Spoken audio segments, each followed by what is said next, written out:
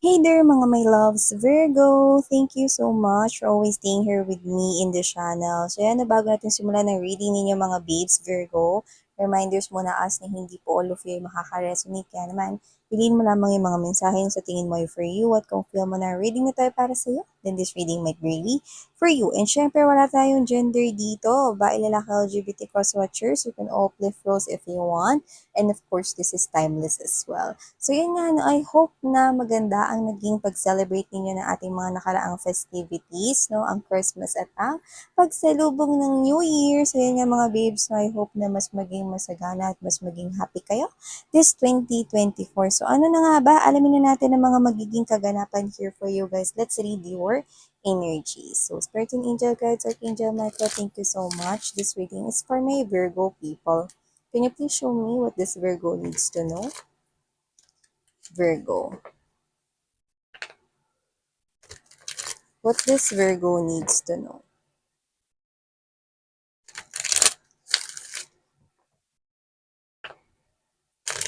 Just gathering the right energies here for you guys. Spirits and angel guides. Can you please show me what's coming towards Virgo? Virgo.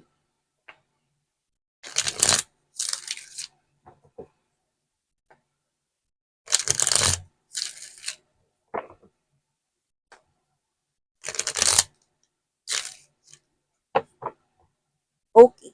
So yeah, let's go ahead and check this out. Messages for my dear Virgo. So yun nga mga babes, no? Let's see. First energy we've got right here for you guys is this Two of Cups. Wow. Relationship. Single no more. So, I can see na iba sa inyo may kausap kayo if you're single right now, pero ready na kayo to mingle. Yung iba naman, no? Pwede namang wala kayong kausap, pero ready na kayo for a relationship. I'm seeing new love entering your life. Yung iba naman, may nagkakamabutihan na rito, no? At patuloy na nagkakamabutihan pa kung kayo naman ay meron na ritong ugnayan or baka may relasyon na kayo. I'm seeing, no? This is something here positive kasi meron ditong parehas na pagkakaintindihan, pagkakaunawaan. I'm strongly getting this, no, na parang yung iba dyan is nagkaroon ng tampuhan, no, pero nakita ko na yan ay naglaho na kasi meron na ritong understanding, no, at patience, yan, no, nakuha ko rito. And you also have here this judgment energy, Eight of Swords, yet na social distancing. So, yan, yeah, see, leveling up, level up, level up, level up, no? Pagdating sa inyong relationship, no? Kung meron man kayong boyfriend and girlfriend ngayon, I'm seeing na maaaring level up talaga yan. May high potential, no? Na young relationship na yan. Protected yan. I'm seeing Roman numeral number 7. No, protected yan by the angels and spirit guides, your guardians right here. Okay, I'm hearing Cupid. So, whatever the case may be, Virgo, this is something here na talagang padala yung tao niyan, no? Ng angels and spirit guides, no? Ni universe right here for you, Virgo. So, ang bongga, no? So, lagay pa natin more. Yan. Ay, maganda to Virgo kasi nakita ko dito ng pagbabalik ng kaperahan. Nakita ko dito ng pagbabalik ng kaperahan, no? So, either, ang nakukuha ko dyan is may magbabalik dito na oportunidad na na-miss mo before, pwede may kinalaman sa trabaho, career, or business yan, muli yung ihahandog or i-offer sa'yo. But this time, nakikita kong igagrab mo na yan. This will bring celebration and this will bring right here, triumphant, no, or success pagdating sa kaperahan mo, no? I'm seeing your finances right here growing, Virgo. That's what I'm sensing. And I'm seeing no, na mas makakaipon ka because of that. Kung yan man ay offer ng trabaho right here, nakikita ko rito. Or yung iba naman, no, nakikita ko rito na unti-unti nang magbabayad ang mga may jutang sa iyo. Like literally, kusa nilang gagawin yon at hindi mo yun ipinipilit. No? Yung iba nga nakalimutan mo nang may utang itong mga ito sa iyo, pero yun nga nakikita ko silang muling magbabalik sa buhay mo. No? Taray, may pagbabalik ng pera sa loob ng wallet. Yeah, kasi kung sino man yung mga energies na yan, no, 2024 na at nakikita kong nagbabago na sila. Lahat ng kanilang mga pinagkakautangan, kanila nang binabayaran, kasama ka na rin doon, Virgo. Yan ang nakikita ko dito, no. Ang taray, no. May kusang nagbabayad. Hindi na kailangan pilitin, miss. Hindi nyo kailangan pilitin, Virgo. Magbabayad yan. Like, Mare, andyan ka ba? Nakita ko yung tsinelas mo nandito sa labas. Yan, no? Ikaw to na, maaring isipin mo, ay naku, yung boses na yan, pamilyar yan eh. Nangutang na sa akin yan, baka mangungutang na naman sa akin. Mare, naku, ito yung bayad ko sa utang ko sa'yo. Yan, or, oy pare, ito yung bayad ko sa utang ko sa'yo. Yan, no? Kung sino man to, nang babayad siya ng utang dito, akalain mo, no, na mangungutang siya ulit, pero hindi. Magbabayad siya. At hindi ko nakikita na yan ay one lang, kundi yan ay more than one ang taray, no? So, para rin mga babes na bumalik ang lahat ng mga ipinamigay mo sa mga inaanak mo nung Pasko. Ikaw naman ngayon ang nabibiyayaan, no? Ang bongga, no? So, we have here the Six of Coins and Reverse energy, and there's this Ace of Cups and Page of Swords energy. So, nakakita ko rito, no, ng, ng ex mo na magbabalik sa buhay mo. Ex mo pero naka-fresh energy ang datingan niya. So, ibig sabihin, kung sino man tong ex mo na to, no, na magbabalik, na nakikita ko rito na hindi siya nagbagong anyo, pero nag-improve yung pagkatao niya, no? Pero yun nga, you're not giving in na into this love. Kaya yan Ace of Cups, no? Kasi lumalabas siya bilang new energy. Pero yung totoo, naka-in relationship mo na yan before. Yun ang nasa-sense ko dito if this is your reading, no? This is your ex, no, na nagbagong buhay, okay? At nakikita ko rito, no, na pwedeng nag-glow up rin siya, no? Like, literally, nag-improve pa more ang kanyang physical appearance or may binago siya rito, no? May in-enhance siya. So, pwedeng, for example, mas pumuti siya, ano, or baka binago niya yung hairstyle niya, no? May mga ginawa siya rito na nag-iba talaga yung looks niya. Yung nakita ko rito, Virgo, no? Mas naging siya ritong tidy, no? At mas naging siya ritong maayos, no? Tingnan, no? Very pleasant yung datingan niya rito.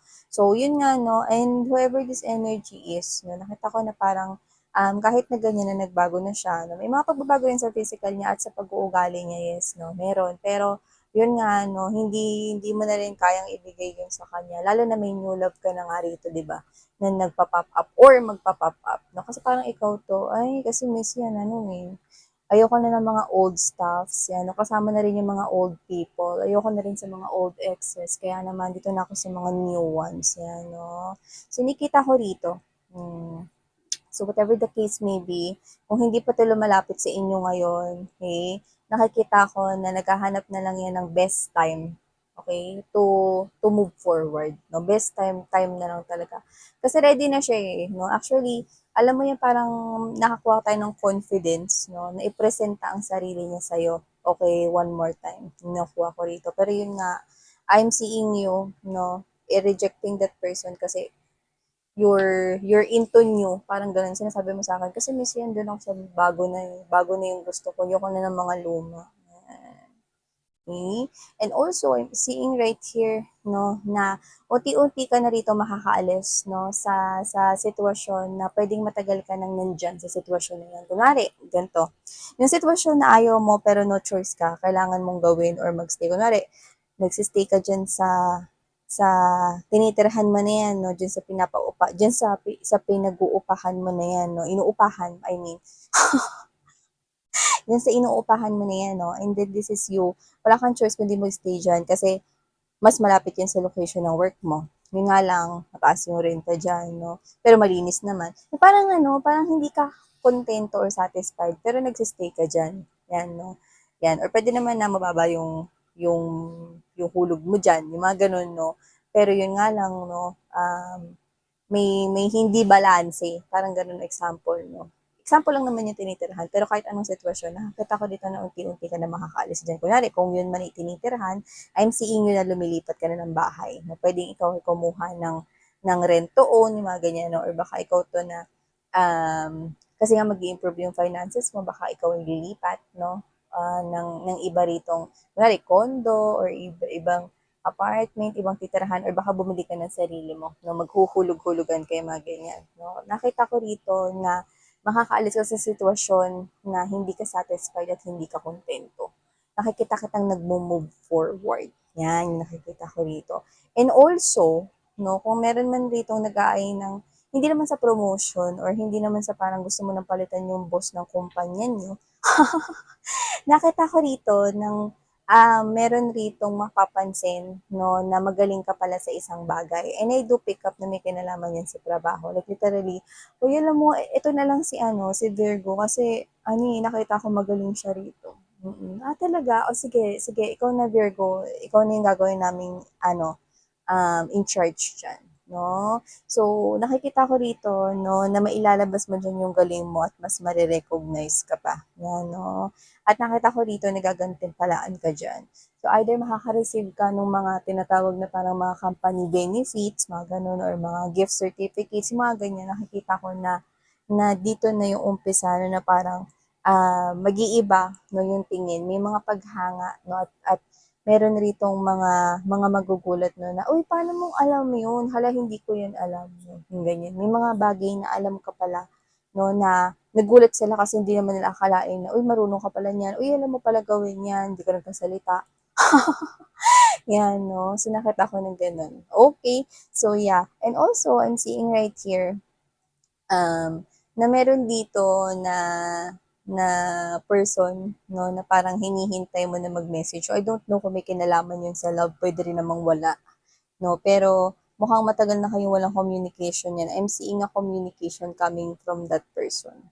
This could be anyone 'no, basta kung sino yung iniintay mong magmensahe 'no, kahit mga kaibigan mo na matagal mo ng hindi nakakausap or naputol na yung connection ninyo 'no, meron kang hinihintay na isang communication at nakita ko dito ng maaaring, either nag-aalala ka sa kanya or either, nami-miss mo siya. So, this could be anyone, okay.